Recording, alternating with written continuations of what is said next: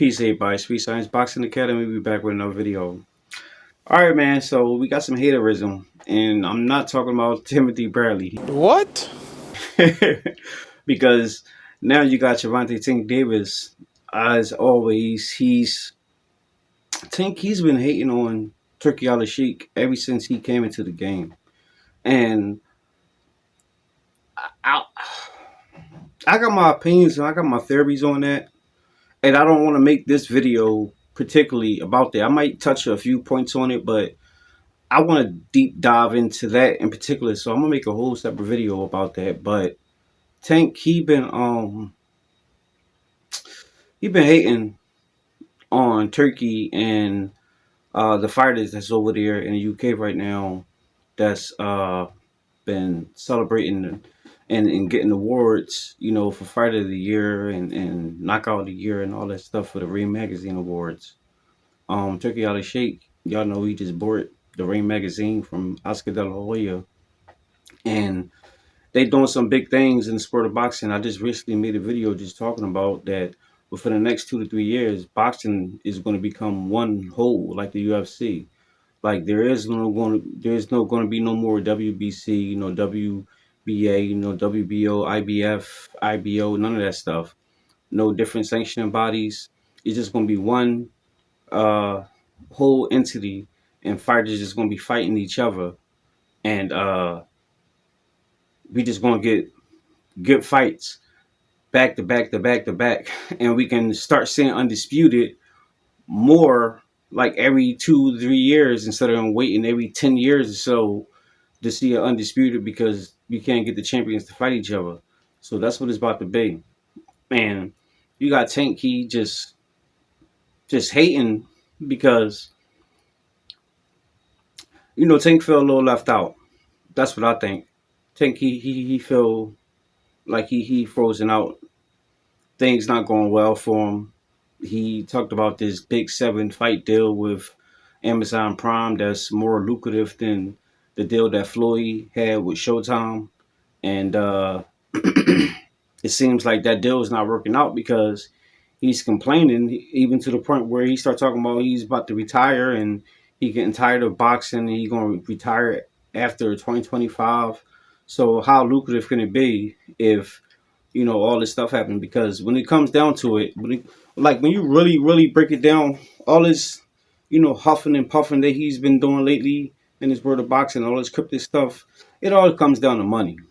Like what they say, follow the money. That's what it's all about, and the money is not adding up. He's even going on social media saying that he can't even get a phone call from Al Hammond. Al Hammond, he can't even call him. And of course, Al Hammond is a boss. Al Hammond is one of them people that's exclusive. You can't call him. Floyd can call him though. Floyd got him on speed dial. Floyd can call him right now and he'll pick up. But Tank can't do that. So Tank. I just think that Tank is just. I think he thought that the grass was greener on the other side, and now he's seeing that it's not, and now he's feeling left out, and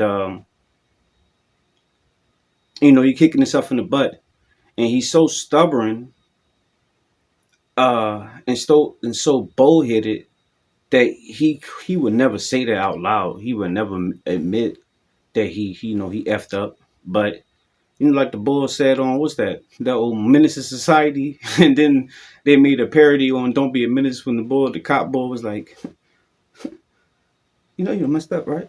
You messed up. Like that's Tank. That's Tank all the way right now. He looking like Kane, just sitting there, just just stuck right now.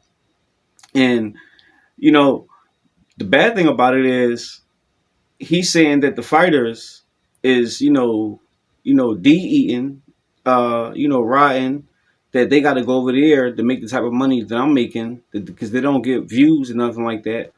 But when you really break that down,